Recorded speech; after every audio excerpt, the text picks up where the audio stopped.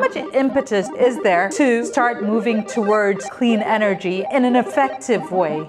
There's tremendous pressure to do so from the point of view of the supply chain. Taiwan needs to reconsider nuclear energy. So what is the solution when Taiwan isn't producing clean energy suitable for these massive industries? Here in Taiwan, we do have a lot of nuclear reactors that can get life extension. Hello and welcome to Connected. I'm Divya Gopalan. Now, July was the Earth's hottest month on record, and scientists agree the increasingly scorching temperatures are driven by the burning of fossil fuels. There is overwhelming evidence that carbon emissions are a major factor in global climate change. In fact, the United Nations chief has called fossil fuels incompatible with human survival. Yet so many countries, including Taiwan, still rely heavily on these sources of energy. In today's discussion, we want to find out why governments and societies are finding it so difficult to kick the addiction, and we look at the future of clean energy. For this, we are joined by Angelica Ong, independent energy reporter and analyst right here in Taipei. Thank you so much for being part of this program today, Angelica. I want to start with this. Firstly, how much impetus do you think, and let's not talk globally, but within Taiwan, is there to start moving towards clean energy and in an effective way? Well, I think there's tremendous pressure to do so from the point of view of the supply chain. We all know that Taiwan is a tech manufacturing powerhouse, and some of the biggest customers of the factories and businesses on this island, such as Apple, Facebook, Microsoft, they're all moving towards renewable energy goals, which means their supply chain, Taiwan, must decarbonize. But unfortunately, right now, our energy is very dirty indeed. Now, if we take the temperature of the society here that's had one of the worst summers or the hottest summers, is there that much acknowledgement that part of the issue is our energy source and that we have to change the way we operate? Well, Taiwan right now still burns mostly fossil fuels. We're talking about around more than 40% coal and almost 40% gas. I think there is an awareness that something has to change, but at the same time, it's been really difficult to get moving on this issue. Unlike a lot of other countries, Taiwan is a very small island that is also an isolated grid, meaning that it's been difficult to get renewable energy started. Now let's look at the picture in the rest of the world very quickly with this graphic. The world is slowly realizing that clean energy is the future. This graphic highlights the growth in renewable energy across the world since 2011. There is a significant rise in net global renewable energy capacity additions. In fact, in 2020, it more than doubled, standing at nearly 278 gigawatts, and it is still increasing. So, Angelica, if you had to put your money on the form of renewable energy that would most likely be what would convince governments or larger societies that we need to move to clean energy or make it easier to move to clean energy, what would that be? I think in Taiwan, offshore wind is probably the renewable energy source that's got the greatest capacity for growth. The reason for that is Taiwan is such a small island. Therefore, solar does run into land use issues. The good thing about offshore wind is that we're surrounded by a lot of different, some pretty good sites for wind resources. And of course, they can extend beyond the island. But the problem with offshore wind is even though you do have access to all this wind resources, first of all, it's been very expensive to build offshore wind in Taiwan. And the other problem is it is rather out of phase with our energy needs in terms of the peak demand. Offshore wind tends to produce more when the wind is blowing strongly in the winter, but our peak for usage is in the summer month. That's when we turn on our air conditioners. So there's a mismatch there. In terms of solar, it's actually grown a lot in the past few years. It's much easier to put up a solar farm than it is to put up an offshore wind farm. But the problem is, where do you put it? We are at maybe 4% solar penetration right now, and we're already running into real land use conflicts because people don't tend to like solar farms on farmland. Right, and actually we do have a report on that coming up, and so I want to discuss that a little bit further. And if I get you to move on to the next source of energy you feel might work for Taiwan? Well, I actually think Taiwan needs to reconsider nuclear energy because it's something that Taiwan used to do very well back in the 80s. Half our energy came from nuclear power. But over the years, it's fallen out of favor, especially with 2011's Fukushima disaster. People came to see nuclear energy as very dangerous and unsuitable for Taiwan, and they decided to phase it out. But the fact of the matter is, it is a low carbon source of energy, and Taiwan actually has a really good safety record when it comes to nuclear power. A lot of people are starting to wonder whether or not Taiwan can in fact significantly decarbonize if we decide to phase out nuclear energy by 2025, as is planned by the government. Right, and again, this is one of those things that will take more than actual physical evidence. There's a lot of sentiment and emotion involved in this, and trying to convince people that it could be a viable option. But let's talk about Taiwan's current energy mix, and let's actually, in fact, take it back to this graphic here. The pie chart on your left shows the percentage contribution of different sources of power in 2016. That was the year Tsai Ing-wen took over as the president of Taiwan. And the one on the right is the power mix of Taiwan in 2022. Now, as you can see there, if you look at the amount of fossil fuel used, how much has that really changed? I would say that the change has been absolutely insignificant. We've managed to lower the amount of coal used by a few percentage points. We've managed to displace oil with gas, but the total amount of fossil use is actually almost exactly the same. When President Tsai Ing-wen took office, she inherited a grid that was about 16.2% low carbon power. And since she took office, she's closed some nuclear reactors and she's pushed renewable energy. But in terms of overall impact, she's been treading water. Taiwan is still producing just as much carbon as it was in 2016. So what does that say to you about Taiwan's goal of trying to reach 20% clean energy by 2025? Achievable? I think we're going to fail.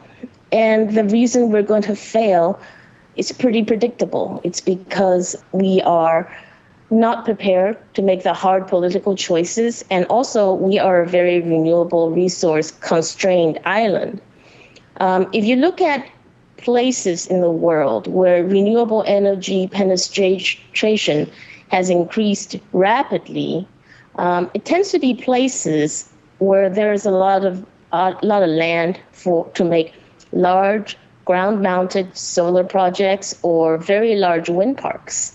So we're talking about places like Australia, places like the UAE, China, and they managed to cost down their renewable energy very quickly. Here in Taiwan, because of the land use issue, our solar energy is still really, really expensive. The FIT for last year still at maybe 16 to 19 US cents per kilowatt hour, whereas in some projects in China and the United Arab Emirates, it's under 2 cents. So it's still very, very expensive. And we're also having the problem of Taiwan being an isolated grid. So in Europe, where they use a lot of wind power, they have a lot of different countries connected into one big grid. So when the wind is blowing in one part of the continent, but not the other, they can even out the power use by sharing the grid. Here in Taiwan, we are an isolated grid, and so whatever electricity we're using right now to power this interview, to power our cell phones, to power TSMC's factories, all that has to be generated a split second before it is used, unless it is stored. And power storage is extremely expensive. This makes renewable penetration an even bigger challenge for Taiwan. Right, and if we look at the wider energy that is feeding into Taiwan, when you talk about fossil fuel energy, you're talking about natural gas, most of that is imported. So what does that mean for Taiwan's self-sufficiency on being able to provide its own energy in the event of an emergency or a blockade? Almost every single molecule of hydrocarbon coming into Taiwan has to be imported. We don't like coal because it's dirty, it causes cancer, and it's extremely polluting in terms of carbon dioxide. But in terms of energy security, it is better. We're able to stockpile a few weeks' worth of coal on the island. Gas, on the other hand, is very tricky. We receive it in the form of liquefied natural gas. It is super chilled at the point of origin, maybe it's Australia or Qatar, and it comes to us on these big tankers that needs to connect to one of Taiwan's 2 receiving terminals. There isn't that much capacity. It's hot now in the summer, so I would expect if all our tanks are full, it would last Taiwan maybe 8 days. Let's not even talk about a potential blockade by China. 2 bad typhoons can basically knock out the natural gas supply for Taiwan to the point where it might be a bad situation. Let me backtrack a little bit. When President Tsai in 2016, when she took over, her goal was to raise renewable energy to 20%, lower coal to 30%, raise gas to 50%, and of course, get rid of nuclear energy altogether. There's a problematic side to raising gas to 50% because, as I mentioned before, it is the most fragile form of energy in terms of receiving it from outside. But also, there's a price component because in the wake of the Russian-Ukraine war, global commodity prices have gone crazy, but especially energy prices and especially gas. This means that Taipower has just been running a terrible deficit and it would be bankrupt, except we as taxpayers are actually propping it up. And for our international audience, tell them what Taipower, the role Taipower plays in Taiwan's energy grid and providing Taiwan with energy. Of course. Taipower stands for the Taiwan Power Company. It is the state-owned utility monopoly. It's rather similar to EDF in France or Eskom in South Africa. It is basically responsible for our entire power supply.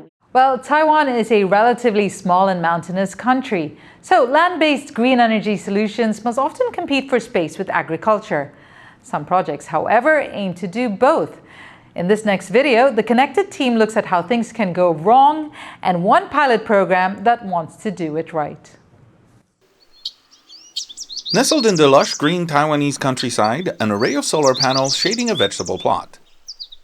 This experimental project is a public-private partnership between the government-run Taiwan Sugar Corporation and a local solar energy producer INA. 不望跟南广就是去现场。那至于这30、35跟40%，其实我们真的是为了要做实验。这个出发点可能跟光电业者的出发点会有点不太一样，是我们真的下去种东西，然后在不同的遮蔽率底下，就是什么东西会长得比较好。 But what stands out the most when driving through Taiwan's agricultural heartland is not this, but this. This plot near Taiwan's southern city of Tainan is said to have been abandoned for close to a decade. It's one of many failed projects in the area, the crumbling remains of Taiwan's early push for solar energy. The Taiwanese government has set a goal of generating 20 gigawatt-hours of power from sunlight by 2025. It's part of a wider push for green power and going carbon neutral by 2030. And agri-solar projects, that is using land for farming and solar panels simultaneously, are seen as a step towards that goal. In 2017, the government issued clearer guidelines on the shading percentage and expected yields. But the added costs and disputes on who should be paying to clear or upgrade the plots resulted in over 100 now abandoned sites across Taiwan. According to the new rules, solar panels should only shade 40% of the plot, while the crops must yield at least 70% of regular harvest. This farm is trying out climbing vegetables that can take advantage of the space while seeking out available sunlight. 我们在思考的时候，应该就会考虑到，除了地面型的栽种之外，我们可以用一个立体式的。如果攀爬类的产品里面有，比如说我们现场有种的南瓜跟卜啊，这个都是很适合的作物，甚至未来的那个丝瓜也很适合。Land is a limited commodity in Taiwan, so the idea of using it to simultaneously grow crops and plant electricity, as locals call it, seems alluring. It could also diversify agricultural incomes. But for some, it's still a tough sell. 30%它的产量一定不会出来啦，它可以生长，但是它量出不来。问题我们台湾农业就有2条线在跑，就是高产量低价格啊。你如果遇到价格又不好，又没有产量，对啊，就是比较没有收入了。Back at the experimental farm, there is still hope for finding the right balance of yields and incomes. 我个人认为这是未来真的这个也许台湾农业的啦一个农民转型的一个好的一个机会。With less than 2 years to go before the 2025 goals, the pressure is on for pilot projects like this one to bear fruit or risk becoming barren. Siying Lin, Jasmine Lin, and Tomasz Koper for Connected. Right. Angelica, you kind of briefly touched on it, the whole competition between land for energy and land for agriculture. And you also talked about the issues with solar power, especially here in Taiwan. So what do you make of that report? Is this an initiative that's realistic for Taiwan? Well, first of all, I think your team did an excellent job of pointing out both the promise and the problems with agrivoltaic. The problem is you're trying to optimize one resource for two purposes, and you're necessarily going to impact on, it's going to be a suboptimal solar farm and a suboptimal agricultural farm because you're trying to do both things at once. But where land is a limited resource, maybe that is what you have to do. I would say that the solar developers that I know tend to regard agrivoltaics with a lot of caution because, as you mentioned in your report, there is a level of yield you must hit in order to qualify as agrivoltaics. This introduces risk for the developers because we all know that crops sometimes just don't yield. So what if they don't hit their yield one year? Is a developer now opening up? Have they opened them up for liabilities for not meeting the conditions? I think this is something that the government have to display a lot of wisdom and take a strong lead in both encouraging innovation, but also protecting the farmers and developers. And as one of the things that we want to focus on is the future of clean energy, I want to kind of ask you, so this is one of the initiatives and it's imperfect at best. Is there an initiative or some kind of campaign you've seen here in Taiwan that you feel or that gives you a little bit more confidence in the move towards green energy in the way that it is used? Perhaps, like you said, trying to use Taiwan's limitations along with whatever that green energy or green tech can take advantage of. I have to say that the Thai government did a lot right with regards to offshore wind. We are the leader in non-China APEC when it comes to offshore wind development. And from 2016, when she took office, till this year, we've made a tremendous amount of progress. We have about 1 gigawatt of capacity in the water. To me, that still stands as a terrific achievement. Unfortunately, It is a very difficult time for offshore wind because we've chosen to localize a lot of the components in Taiwan, meaning mandating the production of things like blades and towers and nacelles, and they haven't been so efficient. A made in Taiwan foundation can be so much more expensive than one made in Korea, for instance, and that's made Taiwan's offshore wind farms the most expensive in the world. I like to think, however, that it's not too late to course adjust on this. And basically, if Taiwan can put in the work and make the adjustments so that they are attractive price for, there's a lot of buyers for that green power.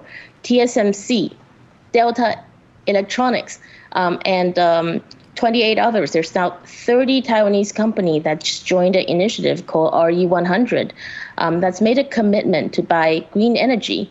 And they do so with a mechanism called a corporate power purchase agreement. So the market is there, the demand is there. We just need to somehow match up the projects with the demand. And hopefully that can be the impetus for us to move forward with renewable energy to a certain degree. I'm so glad you brought up TSMC. Let's take a look at how much power TSMC uses up. So here's how much of the power grid is consumed by the global chip giant TSMC, or Taiwan Semiconductor Manufacturing Corporation. Now, in 2018, it took up 4.6%. 4 years on, that shot up to 7.5%. And it's estimated that by 2025, TSMC's share of Taiwan's grid will rise to 12.5%. That's a huge chunk out of the energy grid here. But at the same time, like you said, they're making pledges to move more towards renewable energy. And given TSMC's importance to Taiwan, it's highly unlikely that they'll be asked, or the industry will be asked, to power down. So what is the solution when Taiwan isn't producing the volume of clean energy that would be suitable for these massive industries? It's an enormous problem. The world cannot do without TSMC's chips. It's a very unique situation. We have no viable competitors. South Korea is quite a bit behind. And we know with the recent breakthroughs in AI and ChatGPT, the demand for those chips, highly powerful chips, are only going to increase. I think the world is going to have to think seriously about what it means by green energy or renewable energy, because there are other sources of energy that's perhaps not necessarily classified as green right now, but it's low carbon. Here in Taiwan, we do have a lot of nuclear reactors that can get life extension, or even in the case of the 4th nuclear power plant at Longmen, they're brand new reactors that simply are not completed yet. If we can complete and give life extension to those reactors, we've created a huge source of low carbon energy that could potentially supply TSMC and more. There are also other potential sources of renewable energy, or low carbon energy, I should say, that is a little bit more experimental. There is some talk of carbon capture, which basically means you still burn the gas, but you capture the carbon dioxide and then you inject it underneath the earth where it cannot escape. That's one possibility. Geothermal is another possible source, although current efforts in Taiwan have been very marginal in terms of actual production. So what would be your final message as far as Taiwan, and perhaps as the rest of the world watches and learns, with regards to thinking towards renewable energy? Like, what is the push that you would give the government in heading that direction? I would like to advise whoever succeeds President Tsai, I would encourage whoever comes in after her, whichever party, it's like you cannot run an energy policy based on wishful thinking. This is what happened with the Tsai administration, and as a result, we've been treading water where no better off. In fact, we're probably worse off in terms of energy security, let alone decarbonization, than when she came into office. This is an advice, in fact, that I would give to policy makers all over the world. Please be realistic. The way I think about it is, think about your personal finances. You should pay off your high-interest credit card debts before you make investments that are new and exciting. And I think for Taiwan, that credit card debt, that's our coal. Can we cut our coal down to zero? And what do we do to make up the gap? But instead, what President Tsai did was she pushed nuclear out first. And as a result, renewables was not able to catch up. And now we're in a hole. And with that, we're going to have to leave it there. We've run out of time, Angelica, but it's been really, really good to talk to you. Angelica Ong is an independent energy reporter and analyst here in Taipei, and I hope we get to continue this conversation again at a later point in this very important discussion. To our viewers, it has been good to have your company. From our team, goodbye and stay connected.